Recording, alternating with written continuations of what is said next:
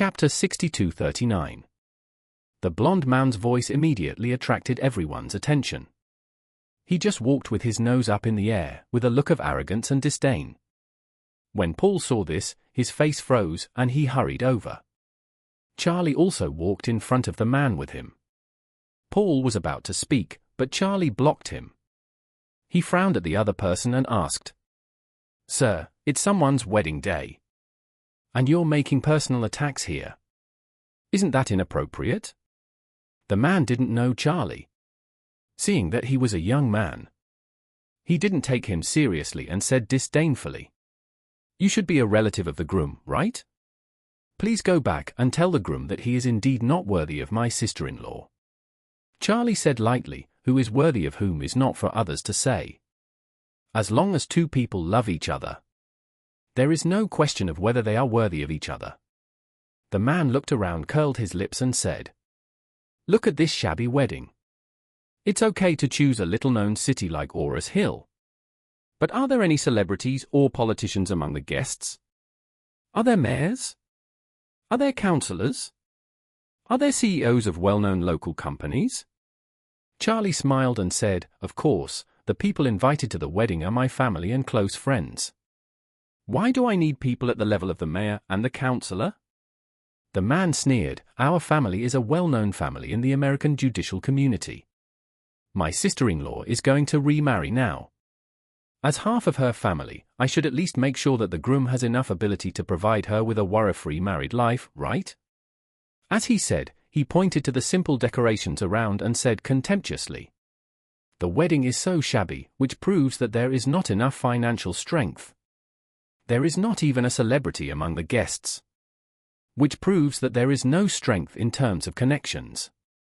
If you have no money and no connections, what can you use to guarantee the quality of your married life?" Paul on the side said at this time, "Uncle Jimmy, today is my mother's big day. You'd better not make trouble here." "Making trouble?" Jimmy Smith sneered and asked him. "Paul, I heard that your mother was getting married. So I flew over 10 hours to congratulate her. How can you say I am making trouble?" Paul quickly said, "We welcome you to the wedding. But what you said just now is really inappropriate." Jimmy smiled and said, "Paul, did I say anything wrong? Your mother is the co-founder of Smith Law Firm. Your father passed away, so it's normal for her to remarry. But at least she should marry someone of status and position worthy of her, right? Marrying a university professor from a little-known ordinary university in Ores Hill. Even in China, it can't even get into the top 100. What future can a professor who teaches in such a school have? He's just an old loser." Paul was a little angry and said, "Uncle Jimmy. Uncle Watt's marriage to my mother has nothing to do with what he does. This is my mother's own choice. As a son, I have no right to interfere. And outsiders should not make comments, right?" Jimmy deliberately raised his voice and said coldly, "I don't want to get involved in these trivial matters. But you two left the United States directly and brought all the law firms named after our family surname to China. This kind of approach of leaving without a care in the world is not appropriate, right?" As soon as these words came out, the guests were all a little surprised. Seeing this, Paul said angrily, "Uncle Jimmy, although the Smith Law Firm uses the Smith surname as its name, it was completely founded by my father and mother with great effort. As their only child, I have absolute decision-making power over this firm. Do I need your consent to come to China, Uncle Jimmy?" Jimmy immediately said, "Paul, what you said is too heartless. You don't know how the Smith Law Firm was established. But how could your mother not know? If it weren't for your grandfather's help in providing connections, this law firm would only be a joke.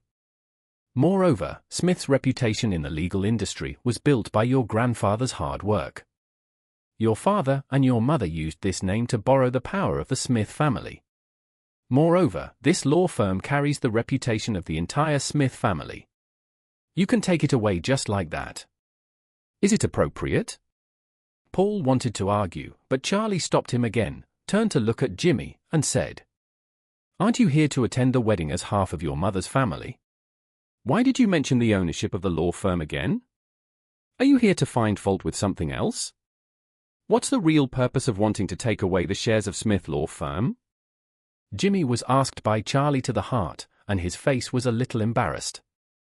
He said speciously, the two things are one by one. The matter of shares is an internal matter of our Smith family. We can talk about it after the wedding.